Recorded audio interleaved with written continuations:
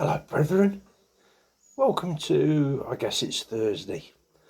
Excuse me.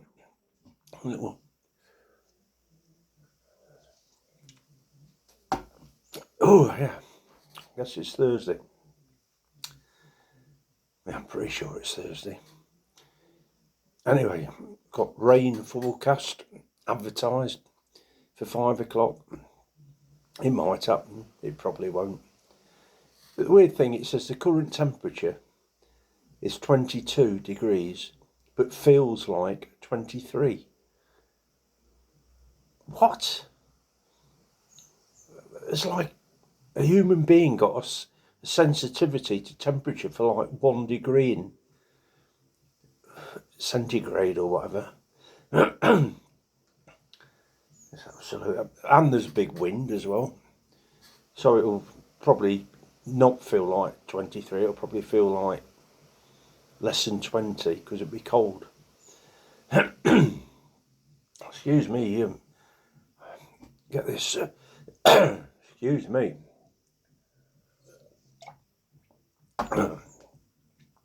Frog in the throat sort of thing. I've just watched this video of this bloke on YouTube, and he's not a fat bloke or anything. He's not a big bloke. He looks to be like, about average and sort of a bit pumped up arms and stuff like that, but not a body lifter, a weight lifter or anything like that. And he eats these massive meals. And I've just watched him eat this breakfast thing, and absolutely stuffing loads and loads of food down his throat. And I've seen him a couple of times doing this thing. There's sort of like food challenges and like, but he did this breakfast in less than 30 minutes. I couldn't eat that. Poached egg on toast was one of them, but he had two of those, one with ham on as well, and a poached egg on toast. That'd do me. But he had like all this, because it's American, he had like hash browns, eggs, bacon, just loads of stuff. Absolutely a great big tray full of food. Whopped it down. Plus he's drinking, well, he's drinking water, but I've seen him drinking like a fizzy drink, a soft drink. I'm thinking that is going to make you full into a fizzy drink. It's going to fill up your stomach, the bubbles and that, but he still wouldn't stop him eating. Just bizarre. And somehow it's just infectious watching. I don't know why. You're sort of thinking, oh, can he do it or not? Does it really matter? Of course it doesn't. But when I was watching it, I thought, oh, I'll make myself egg mayonnaise cob. So I did that. Halfway through that, absolutely full up. And he's got like a playing field full of food to eat, which he's not even eating at speed. He's chatting all the way along. Don't know how he does it. Anyway, this song that I've got, I'm playing on me, I don't know how to pronounce the name, Tamain.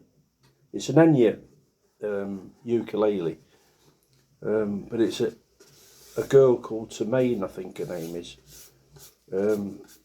It's like a signature brand. So she's put a name to it. She's like a really good ukulele player. Plays sort of like flamenco-y sort of style. And but it's really good. It's solid mahogany. Dyed obviously, but you can still see the mahogany through it when you look closely. And it's got an onboard microphone thing. So this isn't plugged into the amplifier or anything, but you can do. But you get delay and reverb. You hear it? Ding, ding, ding, ding.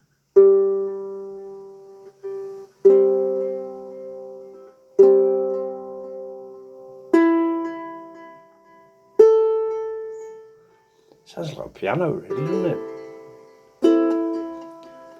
But yeah, so this song is called "You've Got Your Troubles, I've Got Mine," by the Fortunes, Roger Cook and Roger Greenaway. I think they big writers in the 60s. Cook and Green. I've seen the names quite a bit before, but I can't put me mind to acts that they'd actually written for. I don't think they were in the Fortunes, but I might be wrong. And it's all about relationships and stuff, and being in love, and then you're in love. Oh yeah, that was it. I was Patty Boyd. He used to be married to George Harrison. She was like a model in the 60s. And then reading about her, and then George Harrison sort of, I always thought that Eric Clapton ended up marrying her. I think he married her anyway, but they were a couple. That was after George Harrison. And I always thought that, he'd done the dirty on George, but apparently George, he went to India to do Indian music things and ignored her, and she felt lost and lonely and stuff, and then Eric Clapton was there. He was in love with her. He wrote Layla, apparently, all about her. But then George, before that, wrote Something, which was all about her. So he was really into her, and then he went off her, and then she felt rejected. Clapton fell in love with her, and he took her. But yeah, relationships. I'm glad I'm not in one, I really am.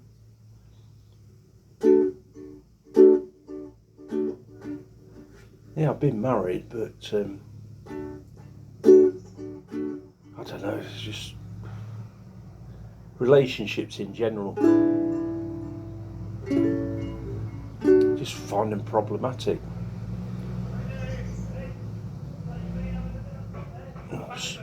Somebody with a motorbike out the back.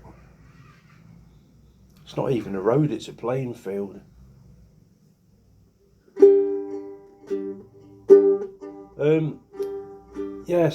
Relationships. I mean, you can get lonely. I'm lonely sometimes. But you don't want to be stuck with somebody that you don't want to be with either. That's probably worse than being lonely, is that? So, anyway, I'm sort of done for it. I'm 70 plus now, so got my ukuleles and my YouTube. Anyway, this song, here we go. You've got your troubles, I've got mine. I see that worried look upon your face. You've got your troubles and I've got mine. She's found somebody else to take your place. You've got your troubles, I've got mine. I too have lost my love today. All of my dreams have flown away.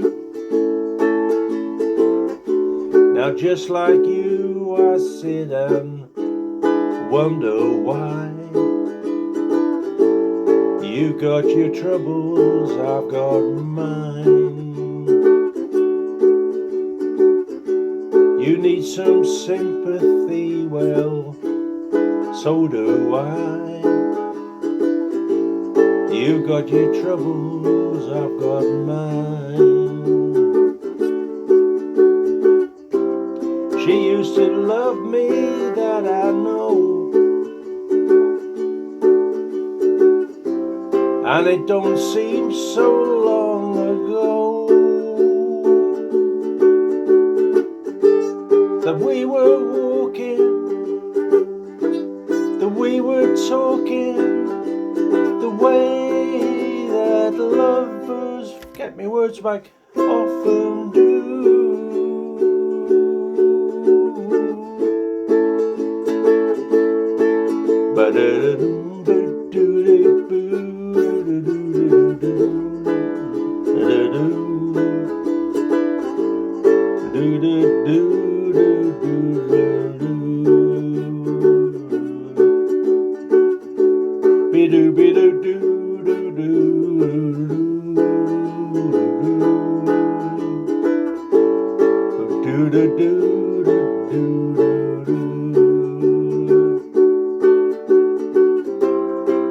I too have lost my love today.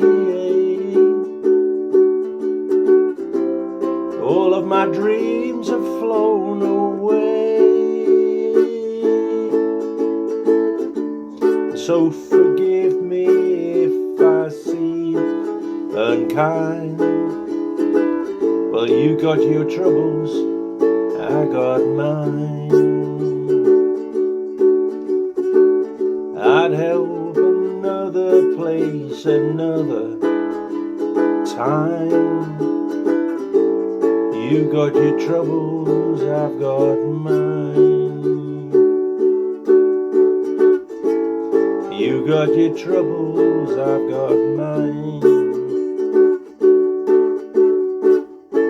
You've got your troubles, I've got mine.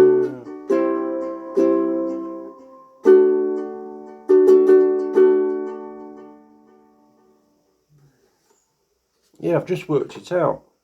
Despite reading all the words and everything like that, it's somebody talking. It's like a chap, I would think, or I don't know what to say, but it's somebody talking to somebody else who seems to be in a relationship problems, and then sort of saying to him like, yeah, I know you want to talk about it, but I've got my own problems. You're in a relationship problem, I'm in a relationship problem. So, but hey, if it was, I don't know, two people that could get together, perhaps they both got problems, I think, so leave it. Let's hook up together. Yeah, like, I don't know, like Patty Boyd and Eric Clapton. But they were still friends afterwards, though. George and Eric. So obviously, yeah, got it out of his system. If he was ever jealous, I mean, he don't know what's going on. And he got cancer, didn't he, George? He's no longer with us. Eric is. Patty Boyd is 80. I'm not sure if she's still with Eric, though.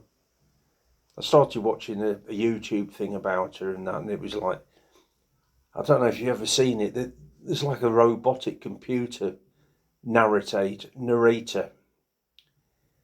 and like all the the fluctuations in speech are all wrong, and you can tell it's a computer generated thing. And I would imagine what they do is they stick all the words in, and they'll press English, so it will do the English thing. Then they'll, I don't know, Chinese, and for different markets. But I couldn't watch much of it because it was just irritates so much. Inflections, that's what they call it, isn't it? They're all wrong because it's a robot speaking, and it doesn't know when to go up, go down, whatever. Yeah.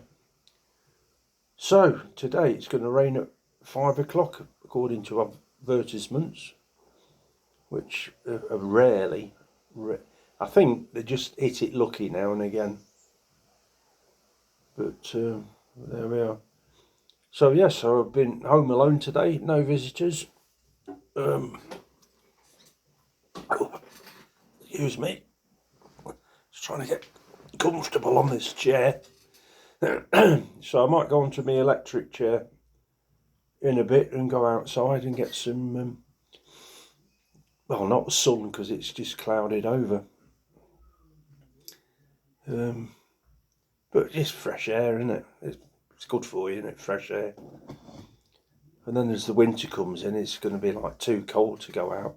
Well, not too cold to go out if you put loads of clothes on and stuff, but I've got this thing that I've got nowhere to go.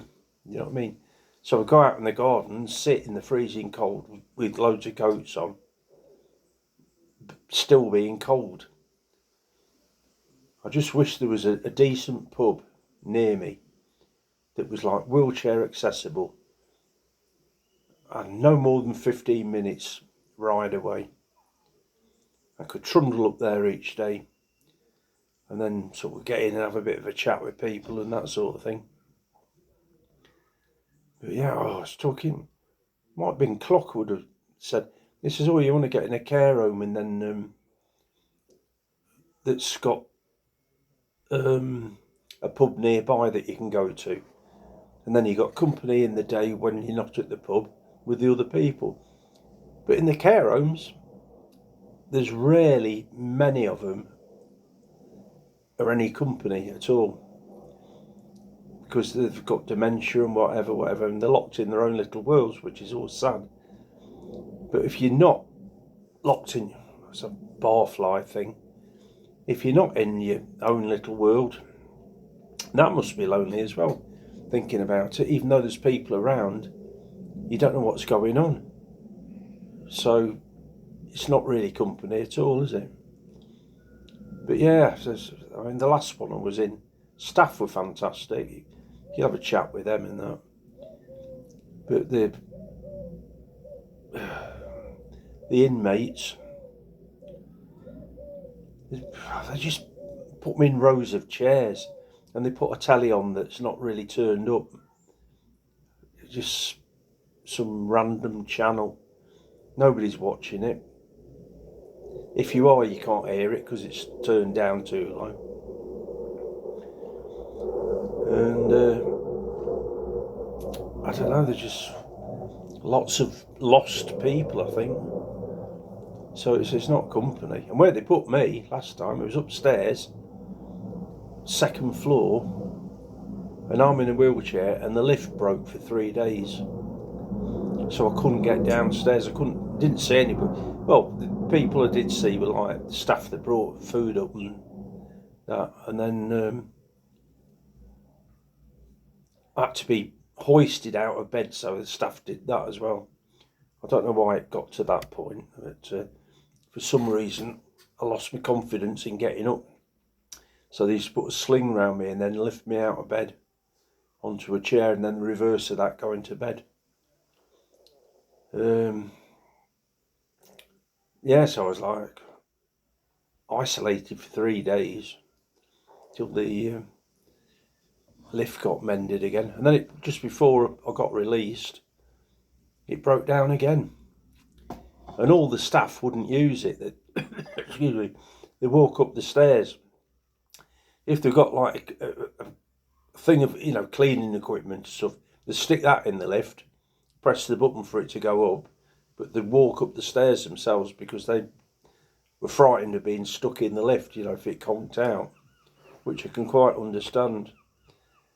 But I didn't have a choice. It was either use the lift when it was working and risk it conking out halfway. Well, that was it. If it was working, yeah. Anyhow, anything else to tell you? Not I can think of. But yeah, no, I don't fancy a care home. They just, you've given up. And I'd end up, they'd place me in a row of chairs looking at the television that wasn't turned up. And like, because you've got nobody to talk to, because the people in there, well, if they did talk, it was like not joined up. One or two that you thought, oh yeah, they've got all the marbles. But then eventually you find out they haven't. There was a bloke in the last one. I thought he got all his marbles. He was on an electric wheelchair, and he had a bottom. He was on the base floor, and he used to go through the lounge in that on his electric wheelchair out into the little bit courtyard for a smoke. And I thought he was, he was clued up. But he stopped me one day and he says, I've just done a little concert for them because I got my release date in about 4 days' time, sort of thing. So I did him a little concert, singing concert with the ukulele. And then one of the other residents, she'd written a couple of songs and that. So she sang songs. So I did a play back into her for a couple of songs. Had she got all the marbles? Don't know. Anyway, this bloke on the wheelchair, after I'd done this concert, he came up and he hadn't spoken to me at all whilst I'd been there. And then he says, "Oh, he says, you're the ukulele bloke, aren't you?" I says, "Oh, yeah." He says, "I missed your concert, I'm sorry." I said, "Oh, okay." I says, "Do you play at all?" He says, "Yeah, guitar." I says, "All right.